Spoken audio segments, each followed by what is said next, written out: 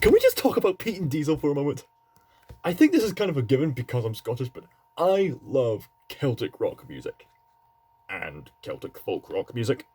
The sort of music that really takes me home, whisks me away across the landscapes, and really gives the land our identity as a strong culture. Whether it be Dougie MacLean's soft and wondrous melodies, the accordions, fiddles, and drums of a good ceilidh party. You know, the parties where you all get in partners and dance like bounce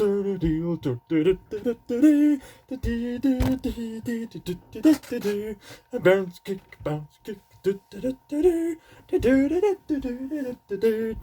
that sort of dance. Beautiful Gaelic singing, especially when it's Gaelic psalms. Or sometimes just classic rock bands with some Scottish instruments in there. Like with Manran and Tidelines. All of them are fantastic to listen to. But then this band comes along and just combines everything together just to do whatever they want. I wanted to talk about Peat and Diesel because this band has become quite a phenomenon here in Scotland. They are one of the most bizarre rock bands I have ever come across. All you people in all the other countries probably have not heard of Peat and Diesel. As of recording this, they're still reasonably low profile. But let me tell you this. When I went to the Hebcelt Music Festival recently, in 2019, me and my parents were listening to some heavenly Celtic rock music from everywhere. Some were more soft, some were more hardcore, and there were different tents for different kinds of bands. There was a main stage for the big bands, like Tidelines. There was a small-ish tent, and then there was a small acoustic tent. And that tent was fully packed to the point where the crowd was spilling outside that tent. I could hardly get the chance to see them. And I wasn't properly introduced to Peat and Diesel until that very time I was at Hebcelt. When I first heard of them, I just heard that they were a funny band, and they really appealed to the children. As you can tell, I was already curious. And by the time I got to hear their music, it's out of this world. And at the same time, in the world. For those of you wondering what kind of category Peat and Diesel fall under, they basically fall into sort of a Celtic rock band kind of category in terms of their Scottish music. So they have a good beat and some upbeat music. Except the subject matter in their music is often ridiculously mundane, to the point where putting rubbish in a bin is part of some of their lyrics. Mixing in a bit of Gaelic singing, good for them. And talking about ridiculous stuff in the sort of Scots language, like for example, wee bit of crack. So I've just found a good synopsis of them in this wiki page of Peat and Diesel, and the way to describe Peat and Diesel is the following. Peat and Diesel are a contemporary Celtic rock band from Stornoway in the Alberta Hebrides. That's a place I go to pretty much every year. I have relatives up in Lewis where Stornoway is.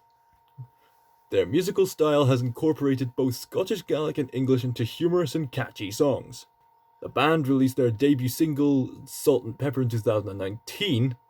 Wait a second, they literally just went viral in 2019? They really are a strange band. Oh no, wait, it says here that their years active were 2018 to 2000. Well, present. So for their first 2 years, they've already gained a fair amount of popularity here in Scotland.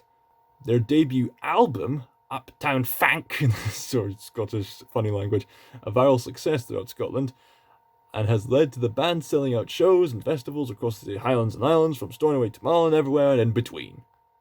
The names of the members is another person named Callum MacLeod, who goes by the name of Boydie.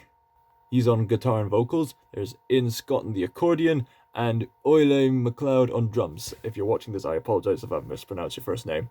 It's Boydie in particular who's just the wackiest one of the bunch. Boydie is like a Scottish granddaddy merged together with a rock and roll punk teenager. So anyway, enough about the band. They come from the Hebridean Islands, so what is their actual music like? As mentioned before, it's quite upbeat, quite fun. You know, if you're from Scotland, you know the sort of Celtic rock music I'm on about. It's Boydie's bizarre vocals that sort of make the songs, as they talk about relatively mundane stuff as well as some Gaelic and English nonsense merged together. And then in between those vocals, there's segments where the accordion takes the center stage But I find the accordionist quite funny because the accordionist goes a little bit offbeat and off tune, which makes it kind of humorous. My best example of a typical accordion segment in these sort of Celtic rock songs would be when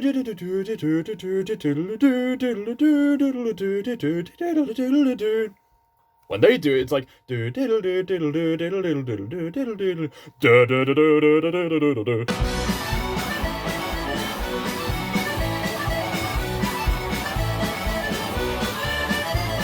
know, it has a fine tune, but then it just sort of goes off course on purpose and goes back on track.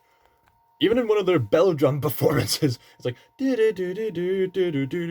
keeping in time with the rhythm, but then at times going off the rhythm.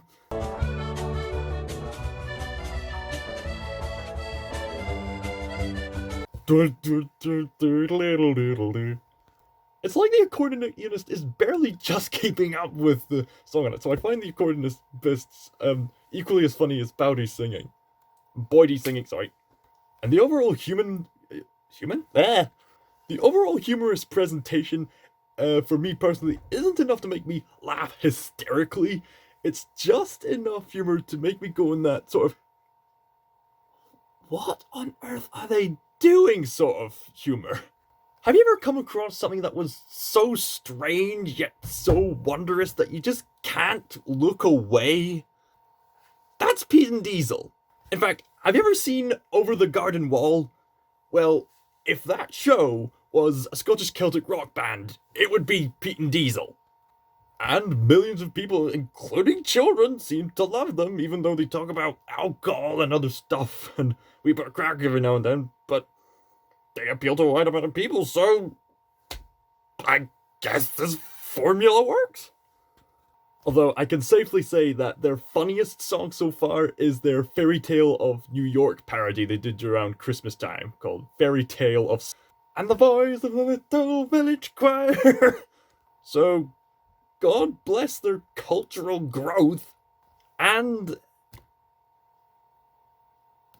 I've nothing else to say or conclude by. It's Peat and Diesel. So what ranking should I give them? They are representatives from the Hebridean Islands, a place I often go to for various holidays to see family. I've got it. A bit of crack and salt and pepper out of 12. For a band that literally got together, presumably just for a laugh, they managed to make quite an impact so far. What are your thoughts of Peat and Diesel? Can you give a better description of this band than I have in this review? Please let me know in the comments down below. Don't forget to like and subscribe. And just listen to Peat and Diesel.